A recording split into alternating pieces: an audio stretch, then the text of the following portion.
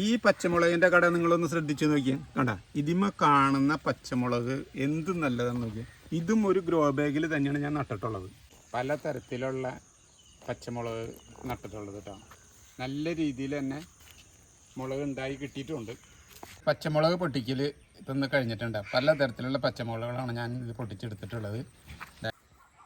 അപ്പോൾ ഇന്ന് ഞാൻ ചെയ്യാൻ പോകുന്നത് പച്ചമുളക് നടണതാണ് ഞാൻ കാണിക്കാൻ വീഡിയോയിൽ എടുക്കുന്നത് കേട്ടോ. അപ്പോൾ അത് എങ്ങനെയാണ് നടുന്നതുള്ളതെന്നുള്ളത് നിങ്ങളെ ഞാൻ കാണിച്ചു തരാം. ഞാൻ കൃഷി പച്ചമുളകിൻ്റെ കുറച്ച് പലതരത്തിലുള്ള ചെയ്തിട്ടുണ്ട്. അത് എങ്ങനെയാണെന്നുള്ളത് നിങ്ങൾക്ക് കാണിച്ചു തരാനായിട്ടാണ്. അപ്പോൾ ഇതിൽ നിന്നൊരു കട ഞാൻ നട്ട് ഞാൻ കാണിച്ചു തരാം കേട്ടോ. ഈ പച്ചമുളകിൻ്റെ തൈ ഞാൻ ഗ്രോ ബാഗിൽ നടാനായിട്ടാണ് ഉദ്ദേശിച്ചിട്ടുള്ളത്. അപ്പോൾ ആദ്യം തന്നെ നമ്മൾ ഒരു ഗ്രോ ബാഗ് തയ്യാറാക്കി എടുക്കുക. ഇത് മുന്നേ നട്ടിട്ടുള്ള ഗ്രോ ബാഗാണ്. അപ്പോൾ അത് ആവശ്യം കഴിഞ്ഞപ്പോൾ ഞാൻ എടുത്തു വെച്ചിട്ട് അതിന് വീണ്ടും നടുന്നതാണ് ഈ കാണുന്നത്.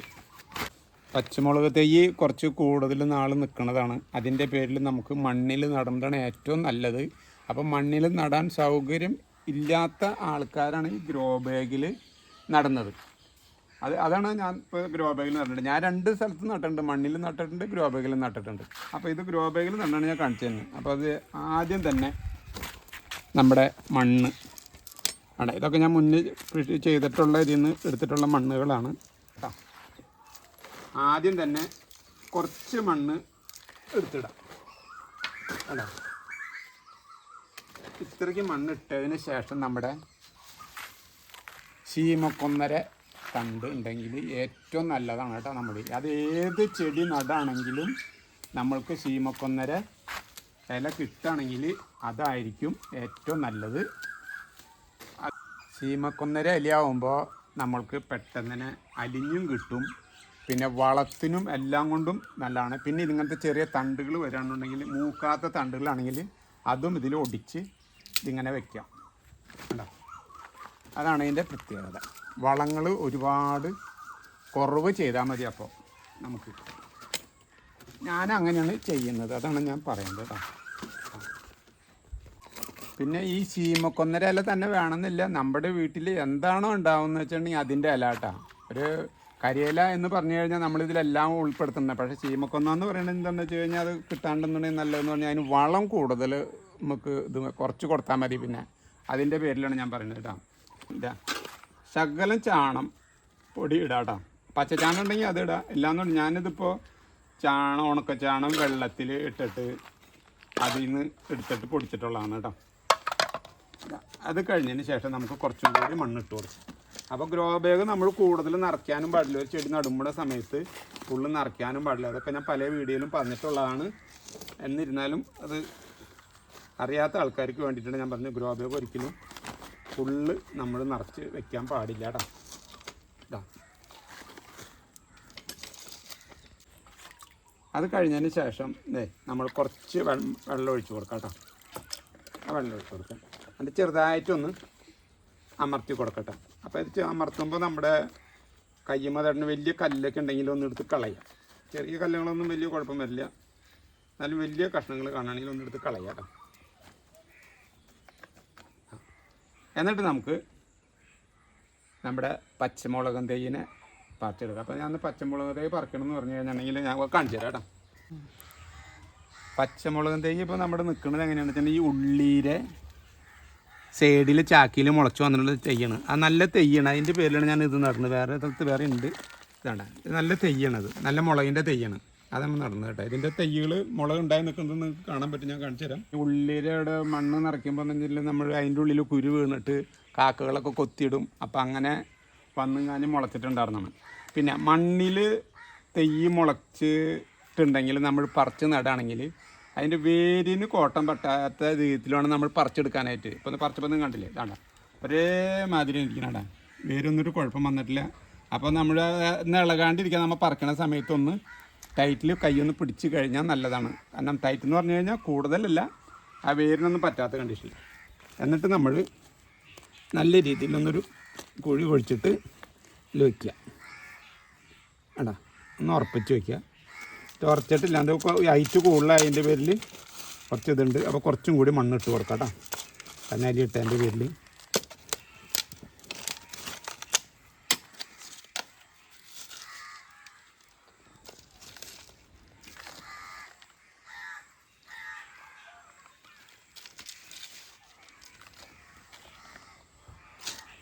പച്ചമുളകും തൈ ഉണ്ടല്ലോ, നടൽ കഴിഞ്ഞിട്ടുണ്ട്.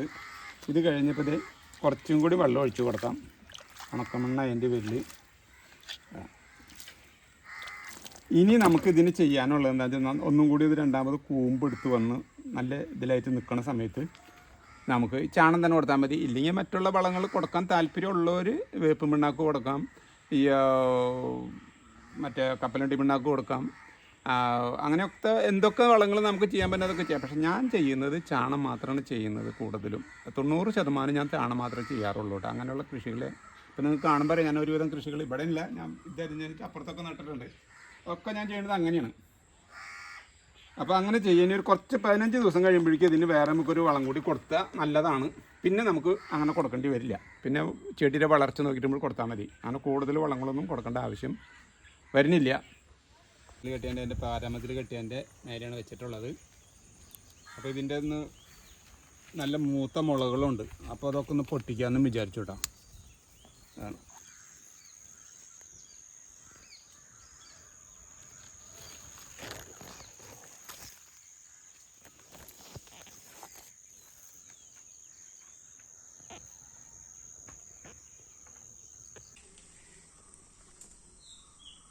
ഈ പച്ചമുളകിൻ്റെ കട നിങ്ങളൊന്ന് ശ്രദ്ധിച്ച് നോക്കിയാൽ കണ്ട, ഇതിമ കാണുന്ന പച്ചമുളക് എന്ത് നല്ലതെന്ന് നോക്കിയാൽ.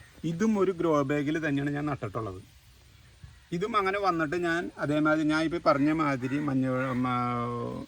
മഞ്ഞപ്പൊടിയും കഞ്ഞിവെള്ളമൊക്കെ തെളിച്ച് നിർത്തിയിട്ട് ഉണ്ടായ പച്ചമുളകാണ്. പിന്നെ പച്ചമുളക് നമുക്ക് ഇങ്ങനെ ചെയ്ത് കഴിഞ്ഞാൽ ഏറ്റവും ലാഭകരവുമാണ് കേട്ടോ. കാരണം പല തരത്തിലുള്ള പച്ചമുളക് വരുമ്പോൾ നമുക്ക് തൂക്കം കൂടുതലുള്ളതുണ്ടാവും, തൂക്കം കുറവുള്ളതുണ്ടാവും. അപ്പോൾ അതൊക്കെ നോക്കി കഴിഞ്ഞിട്ട് നമുക്ക് നന്നായിട്ട് ചെയ്യാൻ പറ്റും കേട്ടാ. ഇതിപ്പോൾ എത്ര നല്ല ഇതിലേക്ക് നോക്കി പച്ചമുളക്. അപ്പോൾ ഇത് കഴിഞ്ഞാൽ ഇത് നമുക്ക് ഒരു ഫ്രണ്ടിലൊരു ഗാർഡൻ മാതിരി ഒരു സെറ്റ് ചെയ്തിട്ട് 2 ഗ്രോ ബാഗിൽ വെച്ചിട്ടുണ്ടെങ്കിൽ വീട്ടിൽ ഫ്രണ്ടിൽ വെച്ചിട്ടുണ്ടെങ്കിലും നമുക്ക് ചെടിക്ക് തുല്യമാവുകയും ചെയ്തു, നമുക്ക് പച്ചമുളക് ഉണ്ടാവുകയും ചെയ്തു. എന്താ അപ്പോൾ ഇതൊക്കെയാണ് ചെയ്യേണ്ടത്. പിന്നെ നമുക്ക് ഇതിൻ്റെ വെള്ളീച്ച വരുന്നുണ്ടെങ്കിൽ വേപ്പെണ്ണ ഒരു മിശ്രം വരുന്നുണ്ട്, അത് വേണമെങ്കിൽ തെളിക്കാം. അതൊക്കെ ചെയ്യാവുന്നതാണ് നമുക്ക് കേട്ടോ. എനിക്ക് ഒരാഴ്ചയിൽ കുഴപ്പമില്ലാത്ത രീതിയിൽ ഈ പച്ചമുളക് ഞാനിങ്ങനെ പല തരത്തിലുണ്ടാക്കണതിൻ്റെ പേരിൽ ഒരല്പം തരക്കേടില്ലാത്ത രീതിയിൽ തന്നെ ഞാൻ കടയിലൊക്കെ കൊണ്ട് കൊടുക്കാറുണ്ട്. എനിക്ക് മെച്ചപ്പെട്ട രീതിയിൽ കിട്ടാറൊക്കെ ഉണ്ട് കേട്ടോ. ഇതാ ഈ മുളക് നിങ്ങൾ നോക്കി, ചെറുതായിട്ടൊരു കുരുടിപ്പ് തോന്നണില്ല നിങ്ങൾക്ക്? ഇത് നന്നായിട്ട് കുരുടിപ്പ് വന്നു കഴിഞ്ഞിട്ട് പോയിട്ടുണ്ടായിരുന്ന ചെടിയാണ്. വേനൽക്കാലം വരുമ്പോൾ ഏറ്റവും കൂടുതൽ നമുക്ക് മുളകിന് ഏറ്റവും ദോഷം വരണം കുരുടിപ്പ്. അപ്പോൾ അതിനിപ്പോൾ നമ്മൾ എന്താ ചെയ്യേണ്ടതെന്ന് വെച്ച് കഴിഞ്ഞിട്ടുണ്ടെങ്കിൽ, ഈ കുരുടിപ്പ് കാണുമ്പോൾ തന്നെ ഇതിൻ്റെ കൂമ്പ് നുള്ളിക്കളയുക. ഇതാണ് അത് കൂമ്പ് നുള്ളി കളഞ്ഞിട്ടുള്ളതാണ് ഞാൻ കേട്ടോ. അപ്പോൾ ഇങ്ങനെ കൂമ്പ് നുള്ളി കളഞ്ഞു കഴിഞ്ഞാൽ നമ്മൾ ചെയ്യേണ്ടതെന്ന് വെച്ചാൽ കട നന്നായിട്ട് വിസ്തീർണം കൂട്ടിയും കാഞ്ഞിട്ട്, അല്ലെങ്കിൽ ഗ്രോ ബാഗിലാണെങ്കിൽ അതൊന്ന് ഇളക്കിയിട്ട് നല്ല രീതിയിൽ തന്നെ വളം കൊടുക്കുക. ആ വളം കൊടുത്തു കഴിഞ്ഞിട്ട് ഈ കൂമ്പ് നുള്ളി കഴിഞ്ഞാൽ ഉടനടി നമ്മൾ കുറച്ച് മഞ്ഞൾപ്പൊടി കഞ്ഞിവെള്ളം ഒക്കെ മിക്സ് ചെയ്തൊന്ന് തെളിച്ച് കൊടുക്കുക. എന്നിട്ട് വേണം നമ്മൾ വളം ചെയ്യുക. അപ്പം തന്നെ വളം ചെയ്യുക, എന്നിട്ട് നന്നായിട്ട് നനച്ച് കൊടുക്കുക. അപ്പം നമുക്ക് നല്ല രീതിയിൽ തന്നെ ചെടി വളർന്നു കിട്ടും. അപ്പോൾ അങ്ങനെ വന്നിട്ടുള്ളൊരു ചെടിയാണ് ഈ കാണുന്നത് കേട്ടോ. ഈ മുളകും കട കണ്ട, ഇത് ഒരു ചുരുങ്ങി 2 വർഷം കഴിഞ്ഞെത്തിയ മുളക് കടയാണ് കേട്ടോ. ഇപ്പോഴും നല്ല കുഴപ്പമില്ലാണ്ട് തന്നെ മുളക് ഉണ്ടാവുന്നുണ്ട്.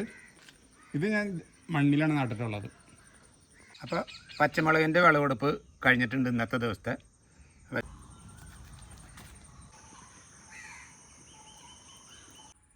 അപ്പോൾ നിങ്ങൾക്കെല്ലാവർക്കും ഈ പച്ചമുളകിൻ്റെ ചെറിയൊരു വീഡിയോ ഇഷ്ടപ്പെട്ടിട്ടുണ്ടാവുമെന്ന് ഞാൻ വിചാരിക്കുന്നു. അപ്പോൾ ഇതേമാതിരിയൊക്കെ ഒന്ന് ചെയ്ത് നോക്കുക, പറ്റുന്ന ആൾക്കാരൊക്കെ ഒന്ന് പരിശ്രമിക്കുക. അപ്പോൾ എല്ലാവർക്കും